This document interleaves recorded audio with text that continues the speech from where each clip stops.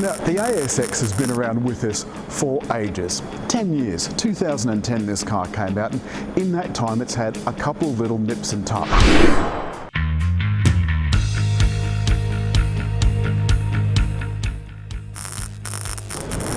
There is the old one. There is the new one. Hold on a sec. Now you can see that the old one looked okay, but the new one looks much better. It's got the new corporate front end. Well, when I say new, it's got the Mitsubishi family front end. And it's not unlike this Triton. And this front end, I think, works particularly well. I like the way these new LED headlights join with the grille. The grille's new too, by the way. And the bit of trim brings you down here for the LED driving lights. I just think this looks neat and resolved and pleasant. Then we get to the engines. All of the ASXs had this 2-litre engine.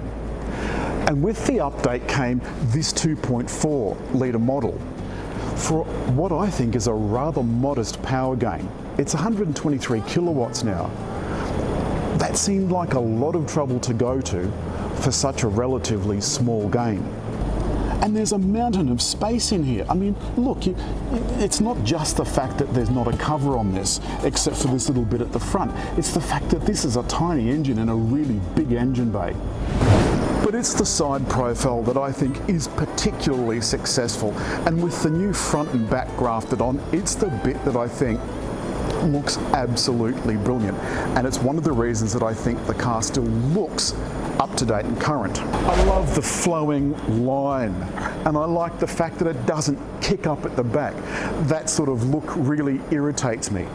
I like the built-in roof rails, and you can't see it, but on there is a full-length sunroof. I'll show you that from inside.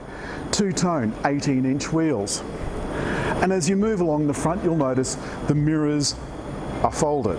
With the key in my pocket, all I have to do is press the little rubber button, the mirrors unfold, and the door opens. Repeat the process to lock it. And the best part about this is, and this is something that some brands really miss, there's a little rubber button, one of those buttons here under the Mitsubishi symbol at the back, so you can lock all of the doors from that. And you can unlock by pressing the big rubber button beside it. The usual luggage cover, leave that in place for a little bit of extra sound deadening, and the seats go down 60-40 split, and they do fold flat. But come and have a look at this. In the back is this stupidly big subwoofer from the 9-speaker Rockford Fosgate sound system. 50 litres you lose because this thing is taking up all the space in the back. I mean, it looks great and it sounds brilliant, but I think I'd rather have the space. The thing is, I've got this set for me to drive, and look how much space there is. There's a mountain of space and a mountain of headroom, even with the sunroof, which I think is particularly important. Though I find the look particularly uninspiring, and for some reason there's only a mat pocket behind the passenger seat. There's no air outlets here for air conditioning, so you're relying on the air from the front. And the front, as you see, plenty of space, again plenty of headroom, even with the sunroof, although I've got the internal shade open, but we'll see that when we're on the move. The single zone climate control, I find that a bit of a letdown, but there's 2 USB points in the front, seat heating, and a power outlet. But the center console with this rather smart aluminium trim looks rather bare. There's no buttons or anything on it. There's a couple of cup holders behind that, and you'll notice the steering wheel is particularly neat as well. The other thing is the center console, again, very, very clean. There's just a few buttons with this 8-inch screen. Now the screen, remember, is connected to the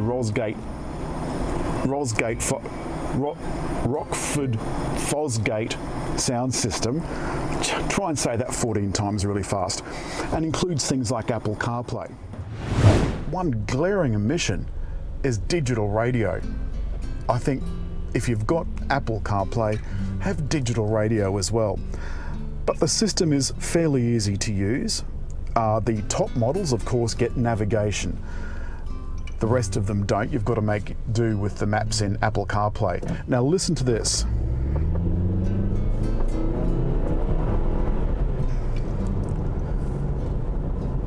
It just screams. So by the time you get to the other side of the intersection, the CVT is screaming its head off. Now that loud bong is the traffic light speed camera warning.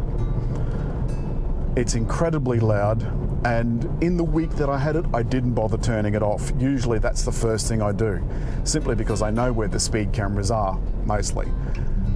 But if you didn't, it is quite a handy thing to have.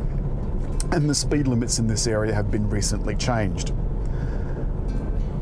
As far as the drive goes, the 2.4 litre engine doesn't feel appreciably faster than its 2 litre counterpart. And remember, that's all they had up until recently. So as I pointed out before, the cabin design is neat and it is functional, but it just doesn't feel very luxurious. And of course, it's not luxurious. These surfaces are soft-ish, but not soft. That's a little bit hard. Why are you stopping? God, some people just can't drive. Although admittedly, they've turned this into an absolute Sasquatch of a way to get around Sydney. Sydney Airport is just over there, and these roads have become just a complete spaghetti of lines and no one knows where they're going.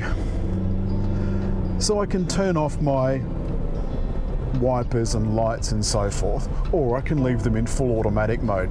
So they're currently in automatic mode. The lights also, the LED lights also have an auto high beam function.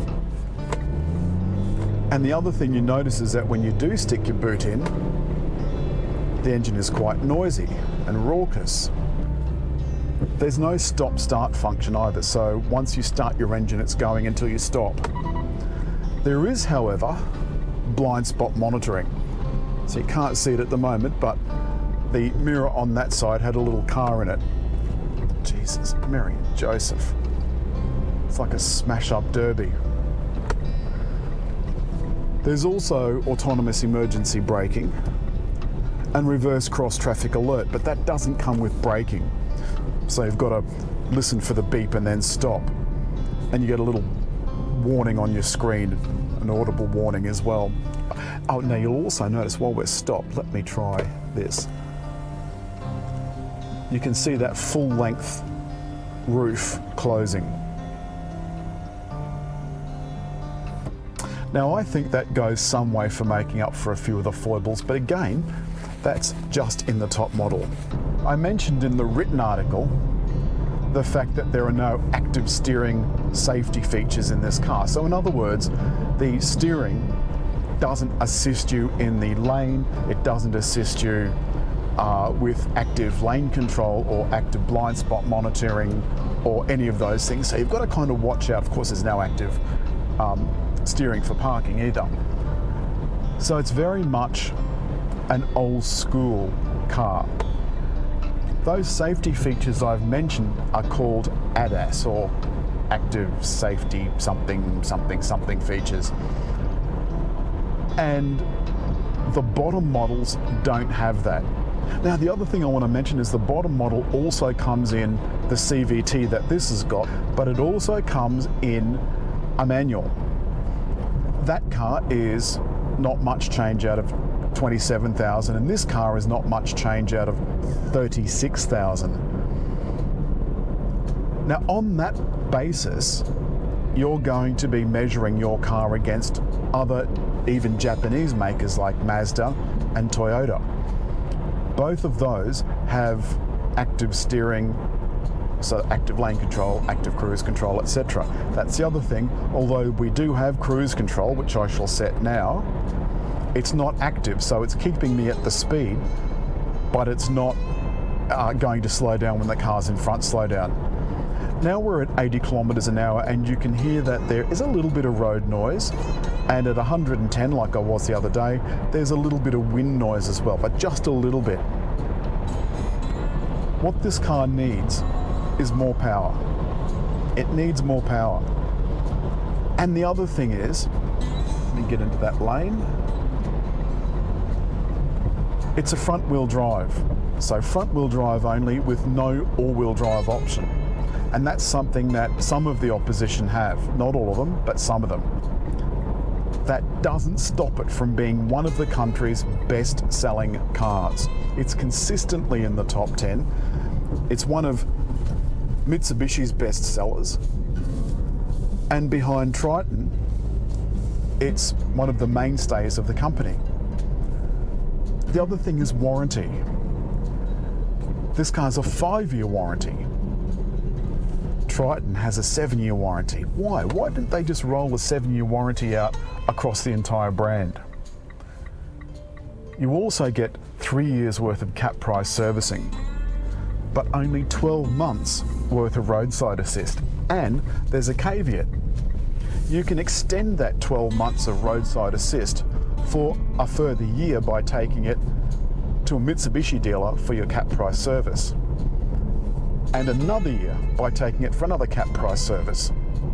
So there are conditions on their membership to your local auto club.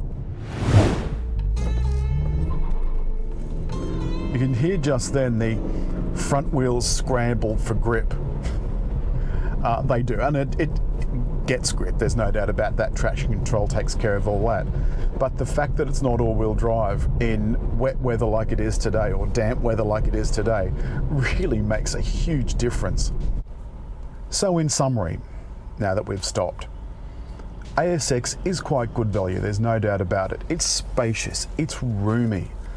The interior it's okay, and the top model gets leather appointed seats, which means some of the covering comes from a cow, some of it comes from a factory. The other thing that I've missed is a digital speedo. I really like to know exactly what speed it is. The dials are quite clear to read, but I just like a digital speedo. And I also find the driver instruments a little bit old-fashioned. I pointed that out in the written review. That's all from Mitsubishi ASX. As always, if you've liked the film, hit just there to subscribe.